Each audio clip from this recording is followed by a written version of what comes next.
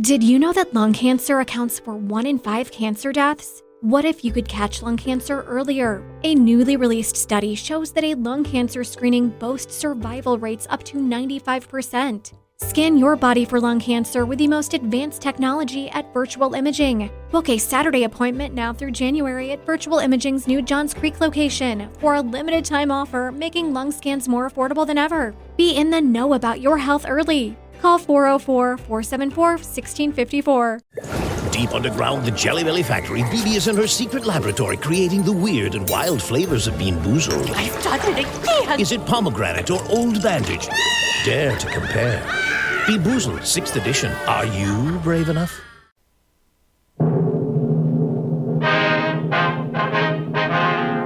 Sound off for Chesterfield. Chesterfield, the first and only cigarette in America to give you premium quality in both regular and king size, brings you Dragnet.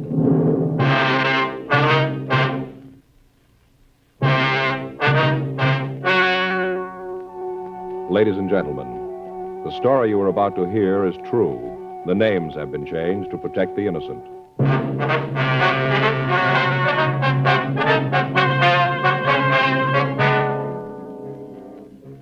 You're a detective sergeant. You're assigned to homicide detail. A young woman tells you that her mother has disappeared. There's no trace of her whereabouts. Foul play is suspected. Your job, investigate. First, we read you the 6 months report, then the 8 months report. Now, here is 10 full months of scientific evidence on smoking Chesterfields. A medical specialist is making regular bi-monthly examinations of a group of people from various walks of life. 45% of this group have smoked Chesterfields for an average of over 10 years. After 10 full months, almost a year now, the specialist reports he observed no adverse effects on the nose, throat, and sinuses of the group from smoking Chesterfield. That's the report. And Chesterfield is the first and only cigarette with premium quality throughout, in both regular and king size. Fine tobaccos, the world's best. Costly moistening agents to keep them always tasty, always fresh. And the finest cigarette paper money can buy. Yes, everything that goes into your Chesterfield makes it the premium quality cigarette. And it's the only cigarette that gives you this scientific evidence of real smoking pleasure. Try much milder Chesterfield today. They're best for you.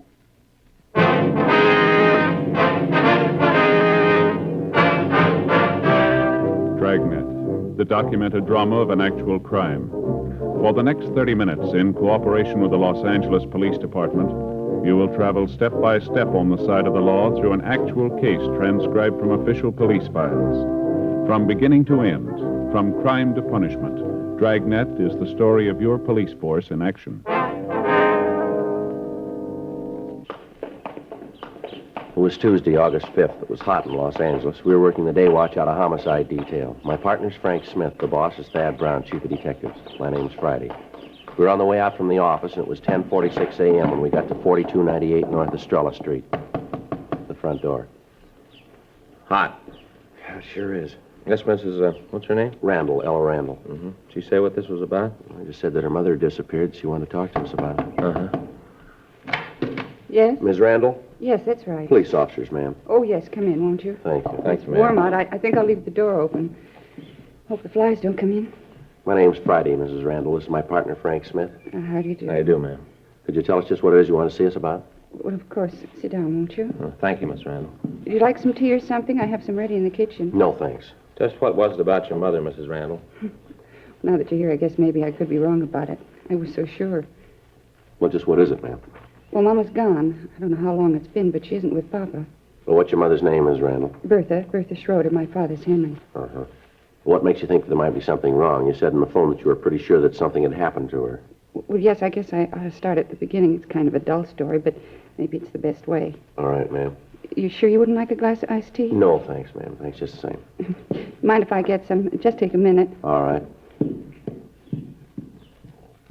Hey, it's a nice place, huh? Yeah, it is. Sure decorated nice. Hey, look at those trivets. What? Trivets. Those little things over the fireplace, those brass Oh, trivets. yeah. Faye's been wanting some of those. Used to use them to hold irons, you know. They get hot, and you put them on the ironing board so they won't burn the cloth.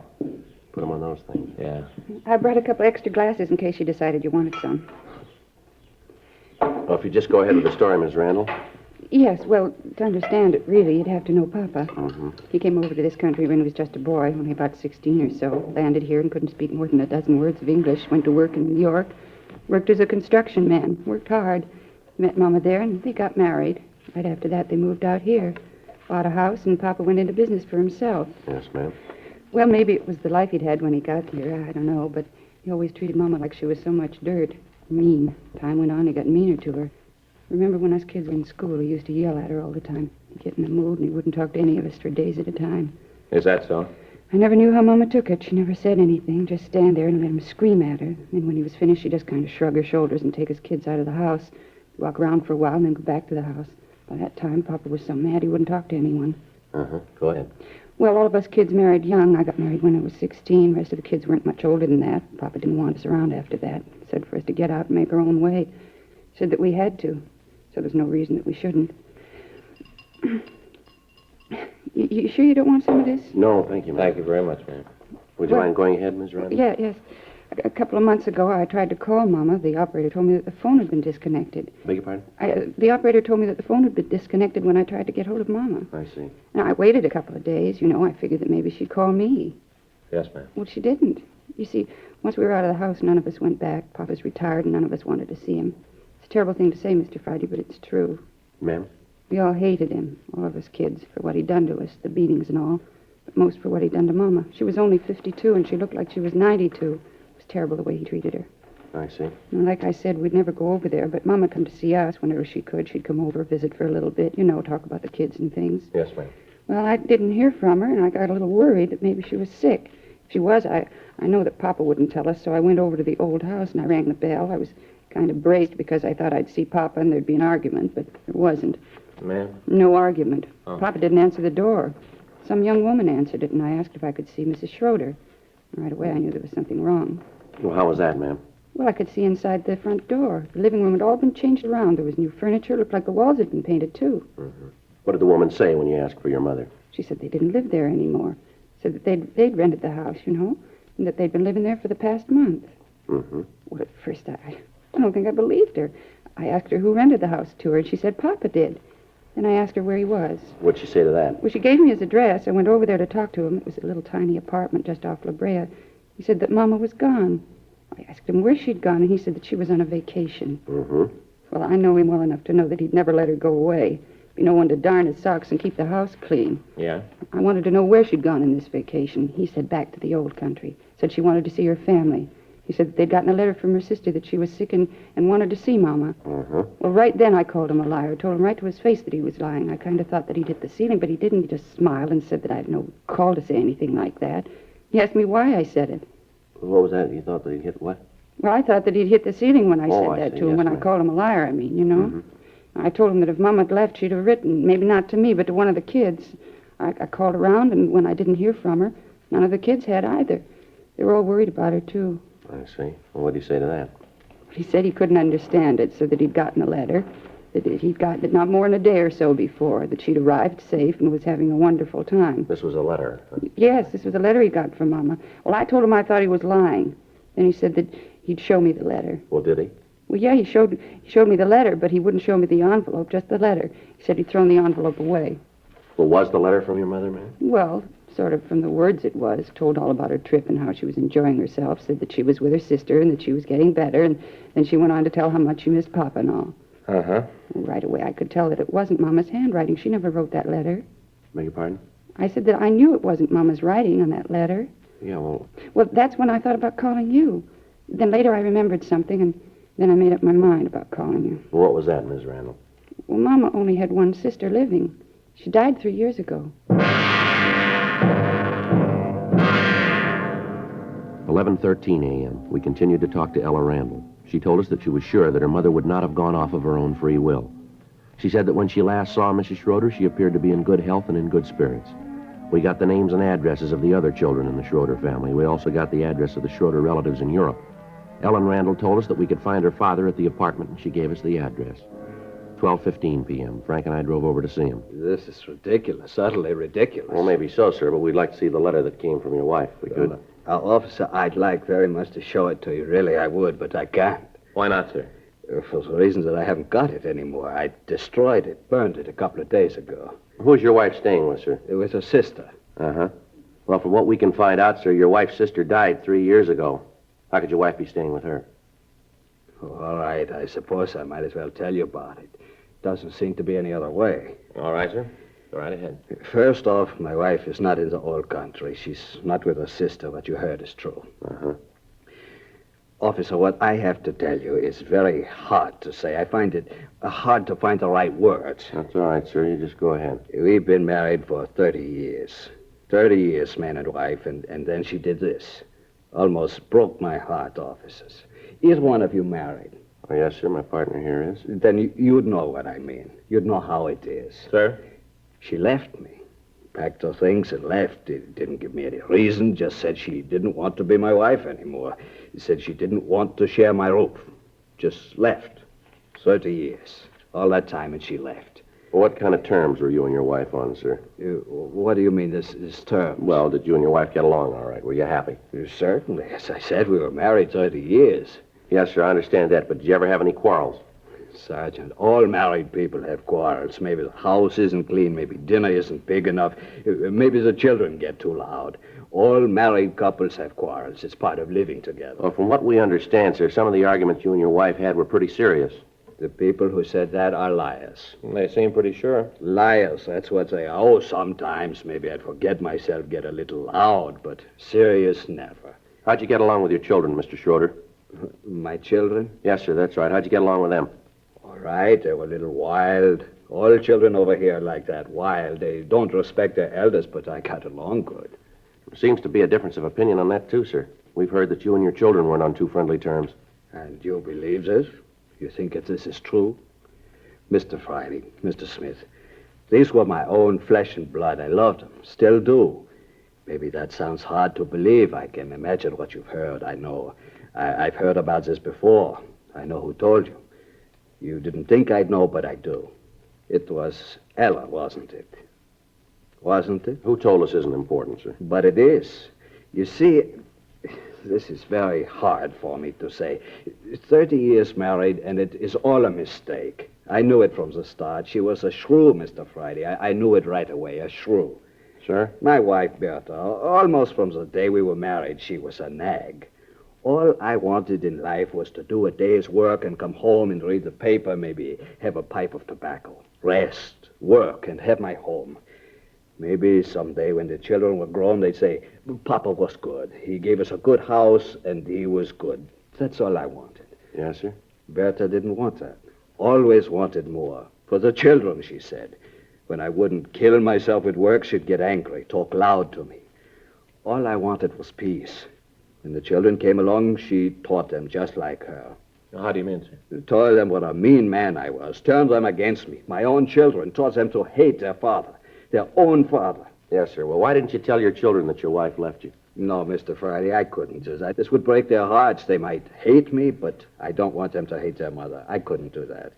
The Lord would never forgive me for that. Have you heard from your wife at all since she left? Not a word. I made up that letter so the children wouldn't find out. I couldn't have that. Did she take any money with her? Would you know that? Yes, she did. We have a joint account at a bank 2 blocks over. She made a large withdrawal the day she left. Well, Mr. Schroeder, why'd you rent your house? It was sold by myself. The house was full of Bertha. All the things were hers. Everywhere I looked, I saw her. It hurt me, Mr. Smith. I had to get out, so I came here. It's not much, but I can read the paper and have a pipe of tobacco. It's peaceful. It's all I need. Uh-huh. What'd you do with your wife's personal effects? I don't think I understand, Sergeant. Her clothes, the furniture from the house, things like that. They're in storage. I had some men come out and take all of it away, stored it away. I thought that maybe someday Bertha would come back and we could take up where we left off. Yes, sir. Could you give us the name of the storage company where you left the furniture? Certainly. It's out on Pico. I can give you the address. Is that important? No, sir, not really. It's just something we ought to check. Don't you think it might be better if you told your daughter about all this or about what's happened? No, Mr. Smith, it wouldn't prove anything. Nothing at all. Well, that's the way you want it, sir. There's nothing we can do about it. It's better, Mr. Friday. Believe me, I know. If they hate me, there's not much I can do about it, but I don't want to bring them any unhappiness. I couldn't do that. Yes, sir. I'm 65 years old, Mr. Friday. I worked hard all the time, harder than most men. Had 4 children. They're all grown, they have families of their own. All this, and I've got nothing. Nothing but lonely days and empty nights. Yes. It's an awful thing, just awful. Sir? To work all your life and have nothing to show for it.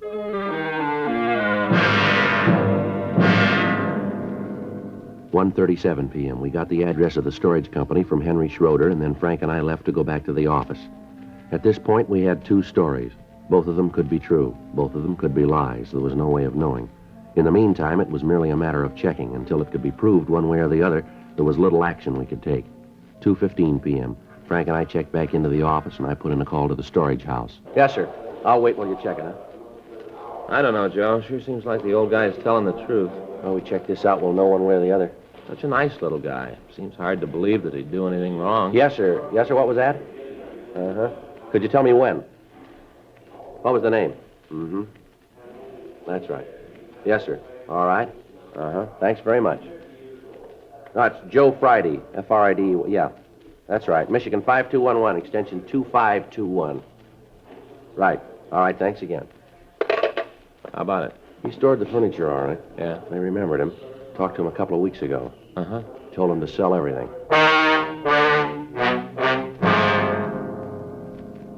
We drove out to the storage house and talked to the owner. He said that Schroeder had called them out to pack the furniture, and then he ordered it stored. A week later, he called back and told them to dispose of all the furnishings and personal effects.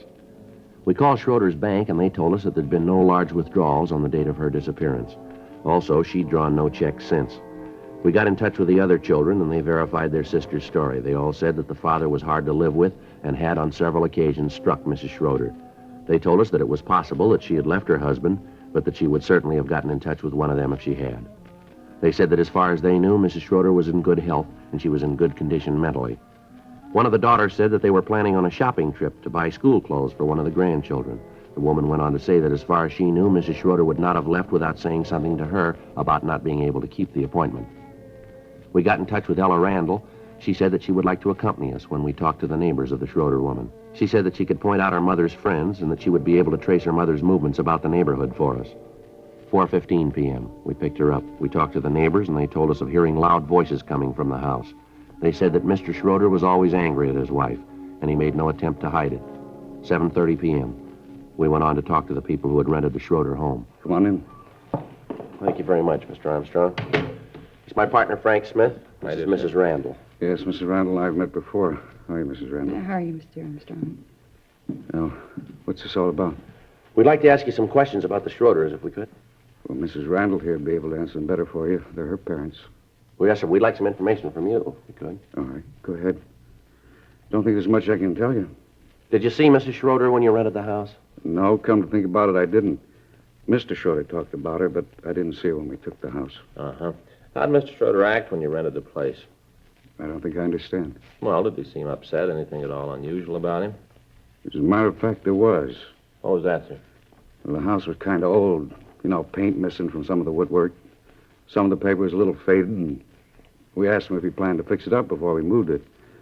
You know, if we'd foot the bill. Yes, sir. We understand. Well, right away, I kind of expected an argument. He just seemed like that kind of a guy. You know, who wouldn't spend a nickel he didn't have to. Mm-hmm. It wasn't like that. Just smile and say anything that we wanted, he'd have done. Real nice. Sure hasn't caused any trouble. Of course, there's no reason for him to. We pay the rent on time, take care of the lawn and the flowers. I think we're pretty good tenants. Sure is a difference. Never looked like this when we lived here. I remember that Mama would ask him to paint the place a little.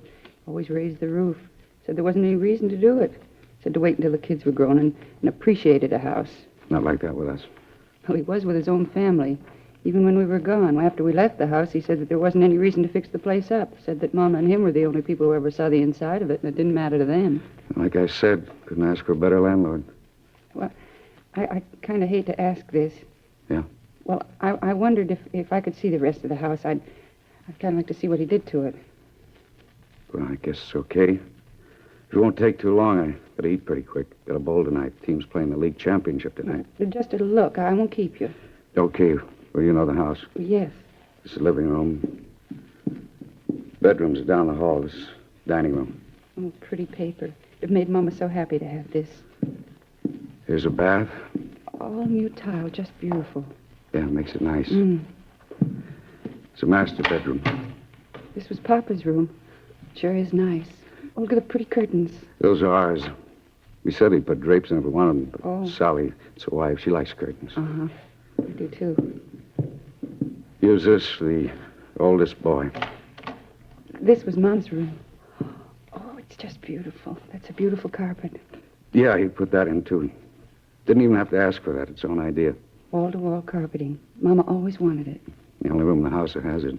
Do you have a cellar in this house, Mr. Armstrong? Yeah. We use it for the freezer. Sally puts up canned goods in the summer. Keep them down there. Wonder if we could see it, please. Sure, but there isn't any change down there. He didn't do anything with the cellar. Yes, sir. It's all right, though. We'd like to see it. Oh, sure. Like to make it fast, though. I gotta eat, you know. Yes, sir, we understand. It won't take very long here. Church down this way. Had to run electricity down there for the freezer. I guess he'd have done it, but it was just an extension cord. Thought about having it done permanently, but no real reason to. I understand. I'll go ahead and get the light. Yes, sir. You want to wait here, Miss Randall? Why? Well, no reason, ma'am. We just thought it might be better. Well, all right. I'll wait in the living room. All right, thank you. Come on, Frank. Yeah. Not very big, just room enough for the freezer and a few shelves. Uh-huh. Cement floor, huh? Yeah. Frank, Yeah? you want to swing that light up here? I want to check something here. Oh, sure. What's this room under, Mr. Armstrong? I mean, what's above it? Let's see. That'd be the master bedroom about to there. Uh-huh. The room next would begin there. That'd be Mrs. Schroeder's room, wouldn't it? From what Mrs. Randall said, yeah. Uh-huh. You got a piece of paper, sir? I'd like to get up on the freezer. I don't want to scratch it here. Why, something you want? Well, I just like to look. Have a piece of paper, cardboard, anything, cloth? I don't see any. Go ahead. Just don't scrunch your feet around. It'll be all right. All right, sir. All right, Frank. Swing the light around, will you? Yeah. What is it, Joe? I'm not sure. You got your flash? Yeah, here you go. Okay. What is it? What do you see up there? We better call the crime lab and get them out here. What is it? Seep through the flooring up there. Yeah? Looks like blood.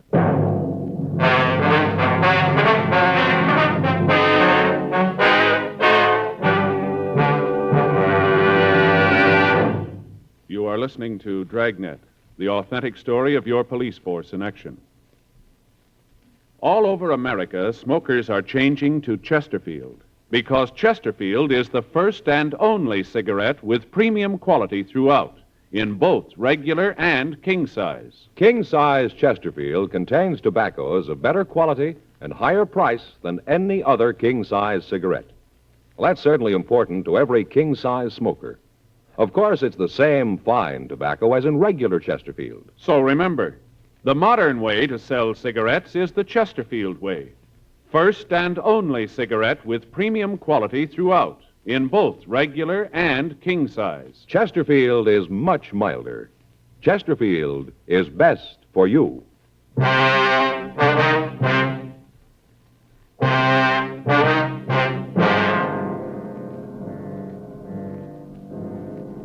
8:14 p.m. The crime lab was called, and they came out to go over the place. A benzidine test was run on the stains, and it was proved that they were blood stains. The carpet in the bedroom was removed, and additional stains were uncovered. Frank and I checked the cellar floor, but it was solid, and there was no evidence that any part of it had been torn up. A preliminary check was made of the yard, but we found nothing. The next morning at 7:58 a.m., we called the crime lab. They'd finished their investigation and told us that the stains were made by human blood. 8:10 a.m., Frank and I drove out to the house to continue our investigation. Boy, it's going to be a scorcher. Yeah, it looks that way. Did you check that corner of the yard over there? Yeah, doesn't look like anything's been disturbed. Well, let's talk to the neighbors again. There's got to be an answer someplace. Okay. You know, I'm going to tell Faye to get me some of those shirts with the holes in them. What do you mean, holes in them? You know, like they wear back east. Little bitty holes between the material. That way you don't get so hot. Yeah. Hey, wait a minute, Joe. What? There's something on the grass over there by the rose bed. Oh, it's probably a locket or something one of the kids dropped. A toy, maybe. Yeah, I'll get it. Give it back to Armstrong. What do you got? Piece of dental bridge work. Looks like it's been in a fire. The crime lab was called, and they went over the backyard. They checked the incinerator, and under a large heap of ashes, they found several pieces of bone. They took a sample of the ash back to the lab to examine it. We got in touch with the daughter, Mrs. Randall. We got the address of Mrs. Schroeder's dentist. Frank and I drove out to talk to him. We showed him the piece of dental bridge work that we'd found, and he identified it as positively belonging to Mrs. Schroeder. He showed us the card from his files, which gave the date that he'd installed the bridge. 11:56 a.m. We called the crime lab, and Lieutenant Lee Jones told us that the ash and the particles of bone that he'd recovered could be of human origin. 12:15 p.m. We drove out to the apartment and took Henry Schroeder into custody. We talked to him in the interrogation room. I don't understand all this. None of it makes any sense. Well, it's pretty simple, Schroeder. Simple? You say that I killed Bertha, and you say it's simple. How can you say that? Why do you say that? You must have a reason. I've told you all I know. There's a couple of things you didn't tell the truth about, sir. What? You said that just before your wife left you, she made a large withdrawal from your account, didn't you? That's right. She did. She did take some money. Well, in checking your bank account, we found no record of any such withdrawal. You've got no right to go through my bank account. You've got no right. This is a murder investigation, Schroeder. We've got a right to clear it up. But she did take the money. She did. You've got to believe me. It's a little hard to do, Schroeder. Since your wife disappeared, she hasn't drawn any money out of your account. Before that, she drew checks to pay the local store bills. Now, how do you explain that? I can't. I don't know what you're trying to say. I don't know what you're trying to get me to say. We're trying to get you to say the truth, that's all. But I am. You said you put all the furniture from your house in storage. Now, is that right? Yes, I said that. Mm-hmm. You said you wanted to keep it in case your wife came back and you two started all over again? Yes, that's the truth. We checked the storage company. They told us you called them and ordered everything sold. Told them to sell it as soon as possible. Now, how do you explain that? You're getting me so confused, I can't think. And we checked the house, the one where you and your wife lived. We found bloodstains, lots of them. They're human blood. I don't know. I don't know. People who live there now said that you put a carpet over the floor. Only room in the house that has a carpet. They say it was your idea. I can't think. I don't know what you're saying. Well, here's a report here. Take a look at it. It's a list of the things we found in your incinerator, things that were burned. Now, do you want to read it, or you want me to read it to you? How about it, Schroeder? Schroeder? I didn't mean it. 30 years. 30 years married. I didn't mean to do it. I came home late. Real late. I'd been drinking. We had words. I hit her. I don't know what happened. I knew what I was doing. I kept hitting her. Then she was dead. I didn't mean to do it. I didn't mean to. She turns the kids against me. Turned everybody against me. 30 years married. She turned everybody against me. I'm afraid you got it wrong, mister. Huh? You did that yourself.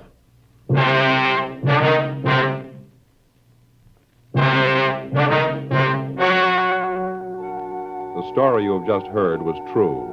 The names were changed to protect the innocent. On December 10th, trial was held in Department 87, Superior Court of the State of California, in and for the County of Los Angeles. In a moment, the results of that trial. Now, here is our star, Jack Webb. Thank you, George Fenneman. Friends, remember this. Chesterfield is the first and only cigarette with premium quality throughout, in both regular and king size. And Chesterfield is the cigarette that gives scientific evidence of real smoking pleasure. So try Chesterfields today, either way, regular or king size. Chesterfield is much milder. Chesterfield is best for you.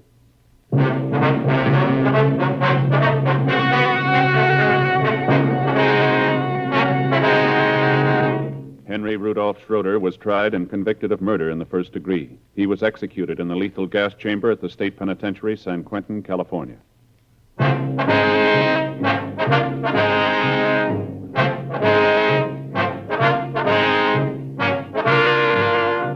You have just heard Dragnet, a series of authentic cases from official files. Technical advice comes from the Office of Chief of Police W.H. Parker, Los Angeles Police Department. Technical advisors, Captain Jack Donahoe, Sergeant Marty Wynn, Sergeant Vance Brasher.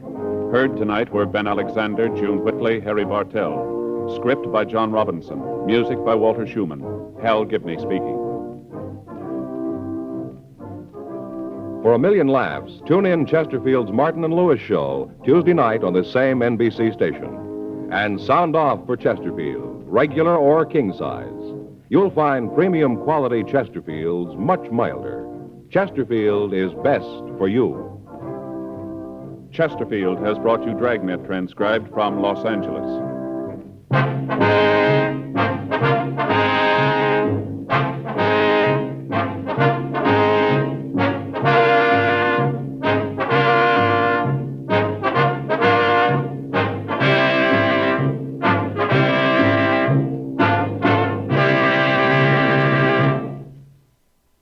Judy was boring. Hello. Then Judy discovered ChumbaCasino.com. It's my little escape. Now Judy's the life of the party. Oh, baby, mama's bringing home the bacon. Whoa, take it easy, Judy. The Chumba life is for everybody. So go to ChumbaCasino.com and play over 100 casino-style games. Join today and play for free for your chance to redeem some serious prizes.